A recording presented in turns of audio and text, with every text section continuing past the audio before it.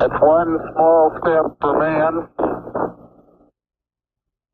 one giant leap for mankind. 20 de julho de 1969. Um dia histórico para toda a humanidade. O dia de uma grande conquista, mas também de uma grande controvérsia. Será que foi este o dia em que o homem realmente pisou o solo extraterrestre? Ou tudo não passou de um embuste? Sendo esta a mentira mais cara de toda a história. Eu sou o Curioso, sejam bem-vindos ao primeiro episódio do canal e fiquem para ver as mais conhecidas afirmações que sugerem que a missão Apollo 11 não passou de uma farsa, como também as suas refutações.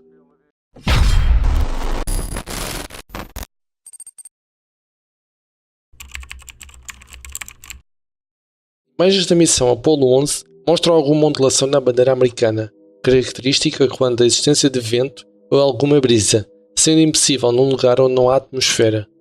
A NASA refuta esta afirmação, dizendo que a bandeira foi posta numa haste em forma de L para assim não cair, que a bandeira só aparece a ondular enquanto os astronautas a fixam no Sol. No programa Caçadores de Mitos, programa americano destinado a desvendar alguns dos maiores mitos urbanos, considerando-os plausíveis ou pura invenção popular, testaram esta afirmação, considerando-a desmistificada, pois provaram que a bandeira pode se ondular no vácuo devido à ausência de atmosfera e resistência ao ar. Esta demora mais tempo até permanecer estática. Would be mistaken for a breeze, but it's lower air resistance. As imagens capturadas da missão Apollo 11 mostram as sombras a apontar em diferentes direções, o que dá a entender que há várias fontes de luz, como que num estúdio, sendo que na Lua a única fonte de luz é o Sol. A NASA refuta esta afirmação, dizendo que o Sol estando baixo e a regularidade do solo pode distorcer os ângulos das sombras. Mais uma vez, a equipa dos Caçadores de Mitos testam este cenário, recriando um ambiente lunar, recorrendo a uma maquete e a apenas uma fonte de luz, provando assim que com apenas um ponto de luz pode haver vários ângulos de sombra. The point is we're addressing the specific claim by conspiracy theorists that this photo has only one explanation, and that's two light sources. We've demonstrated here two shadows which are parallel from a single light source which we've made look far off parallel using only the topography that they're sitting on. And I guess that means it's busted. Totally busted. You can achieve shadows that do not look parallel.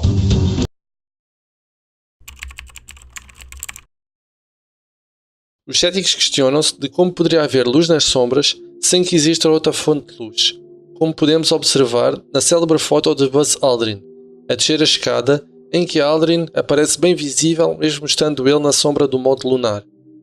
A NASA refuta esta afirmação cética, dizendo que poderia haver outras fontes de luz sim, mas estas por reflexão do Sol, sendo que o módulo lunar, os fatos dos astronautas e até mesmo o solo poderiam refletir a luz do Sol e assim iluminar mesmo as coisas que estejam na sombra.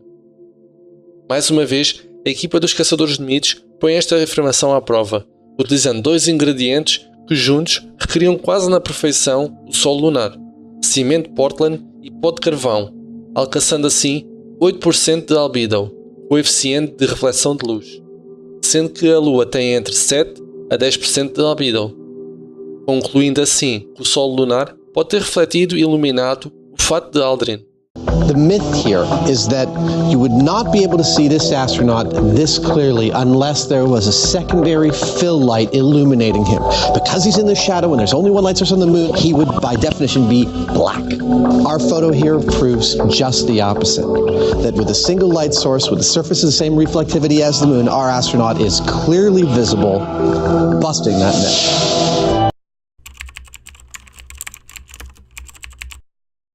Os céticos acreditam que os astronautas da década de 60, face aos poucos avanços tecnológicos da altura, teriam sido cozinhados vivos ao passarem pelos mortais gigantes cintos de radiação em torno da Terra. A NASA defende que dos 3 cintos de Van Allen, sendo o mais perigoso atravessar o do meio, este foi atravessado numa questão de minutos pelos tripulantes da Apollo 11. Estes foram protegidos pelos cascos de alumínio da própria nave e que o total de radiação a que estiveram expostos nesta expedição foi tanto quanto a permitida para trabalhadores de uma central nuclear durante um ano. Uma das teorias da conspiração afirma que, como prova uma fotografia posteriormente aumentada, aparece a letra C numa das rochas ditas lunares. Esta fotografia vem enriquecer a ideia que tudo não passou de uma encenação e daí usarem letras para marcarem objetos usados em cena. A NASA refuta esta afirmação, revelando que as imagens originais não mostram nenhuma rocha marcada e dizendo que essa fotografia em particular poderá ter sido alguma imperfeição na impressão da mesma, como que algum cabelo se tenha colado.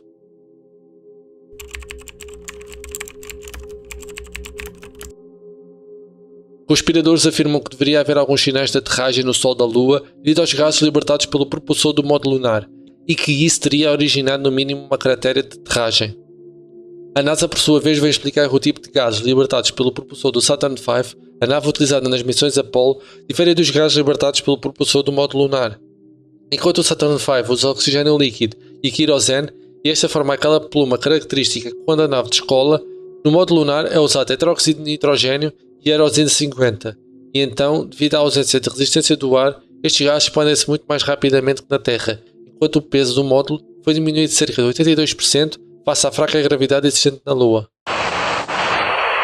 Houston, Tranquility Base here. The Eagle has landed.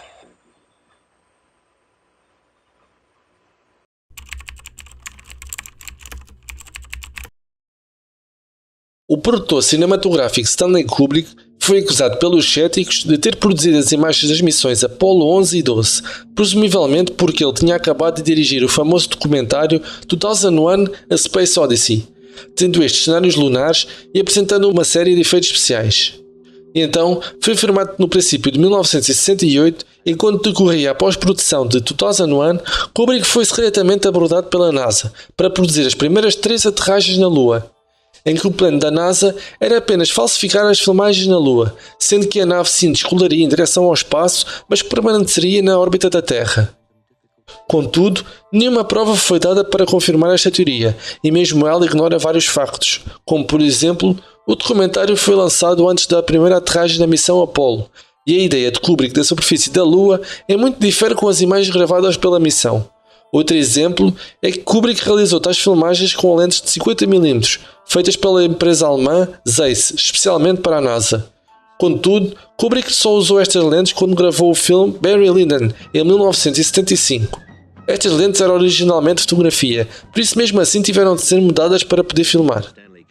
O mockumentário, e sim, não disse mal, mockumentário, pois este tipo de documentários são normalmente produzidos para analisar e comentar eventos atuais ou assuntos usando definições fictícias, pretendendo assim satirizar o tema retratado. Recapitulando, o mockumentário francês Opération Lund veio enriquecer a teoria de que Kubrick se envolveu com a NASA para assim se falsificar as primeiras missões humanamente tripuladas à Lua.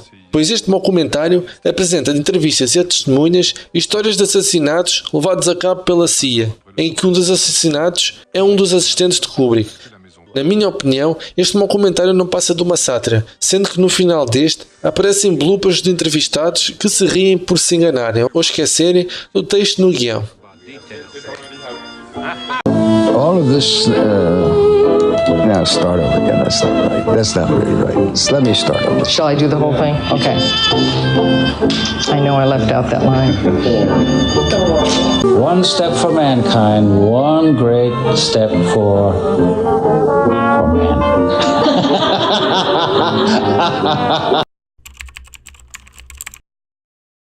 Para finalizar, a teoria das teorias, aquela que leva muitos céticos a acreditarem que tudo não passou num embuste levado a cabo pela NASA e pelo governo americano.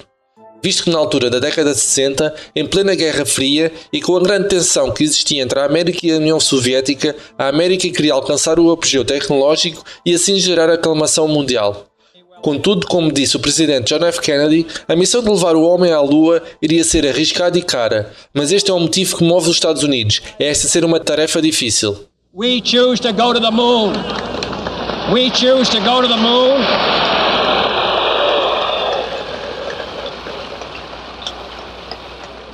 We choose to go to the moon in this decade and do the other things, not because they are easy, but because they are hard. Because that goal will serve to organize and measure the best of our energies and skills. Because that challenge is one that we're willing to accept, one we are unwilling to postpone, and one we intend to win. sendo este um objetivo humanamente quase impossível de realizar e financeiramente devastador caso o plano de meter o homem no espaço até ao final da década falhasse. Iria ser um enorme fracasso para os Estados Unidos. Isto alimenta a tese que os Estados Unidos tinham a todo o custo ganhar esta corrida, mesmo que para isso tivessem que falsificar as filmagens. O livro Bad Astronomy, publicado em 2002 e escrito pelo escritor e astrónomo Philip Platt, constata que as competências num programa lunar, a rede de inteligência e fantástica comunidade de cientistas soviéticos capazes de analisar os fecheiros da NASA se teriam pronunciado se os Estados Unidos tentassem falsificar as aterragens lunares, especialmente sabendo que o seu próprio programa tivesse fracassado. Provando esta farsa teria sido uma grande vitória para os soviéticos. O conspirador Bart Sibrel responde a Philip Platt, dizendo que os soviéticos não tinham capacidade de localizar profundamente as naves americanas até 1962, sendo que após esta data as missões Apollo foram abruptamente canceladas.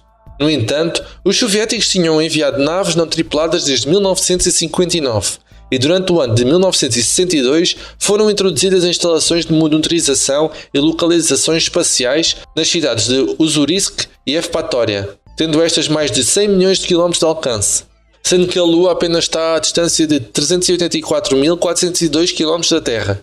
Seria fácil para os soviéticos rastrear a nave Saturn V nas missões Apollo.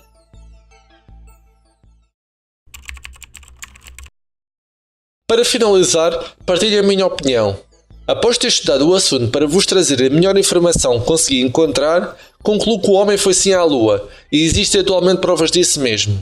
Desde amostras de rochas trazidas da Lua pelas missões Apollo e estudadas por cientistas de todo o mundo, à reflexão emitida pelo retrorefletor instalado pela tripulação da Apollo 15 na Lua quando o observatório Apache Point lhe direciona um feixe de luz laser. Agradeço por terem assistido o vídeo até ao final, espero ter contribuído para desmistificar um pouco deste tema bastante controverso e na prática bastante complexo. Não se esqueçam de deixar like se gostaram e de subscreverem o canal se querem ver mais vídeos deste tipo. Mantenham-se curiosos e não parem de se questionar. Até ao próximo episódio. When we went to the moon, everyone assumed, because of the way it was marketed, there was the profiles in Life magazine of each of the astronauts, and you saw their families, and the president said we should do it, and it was this grand mission from NASA, a civilian space agency, and the World's Fair in New York, 1964, was all about inventing a future. So we were living that romance. All right. What we were not reminding ourselves is that the only reason why we went to the moon is because we were at war with Russia, with the Soviet Union. That is the only reason at all. If you don't carry that motivation with you, and you're only thinking that this is simply the next technological thing to do, that when we learn that Russia is not going to the moon, therefore we have no reason to continue, and we stop, you then you cry foul and you say, well, wait a minute, how about the future? How about Mars? And how about the rest of that? Well, the rest of that was not ever in the plan unless Mars had planned to, unless Russia had planned to do it. And so it was not a natural flow of what our technology would have done because it didn't flow out of our economic creativity. It came out of our urge to not die. And so when you have that scenario, of course we didn't go past the moon after 1972. We were no longer competing with Russia to do that.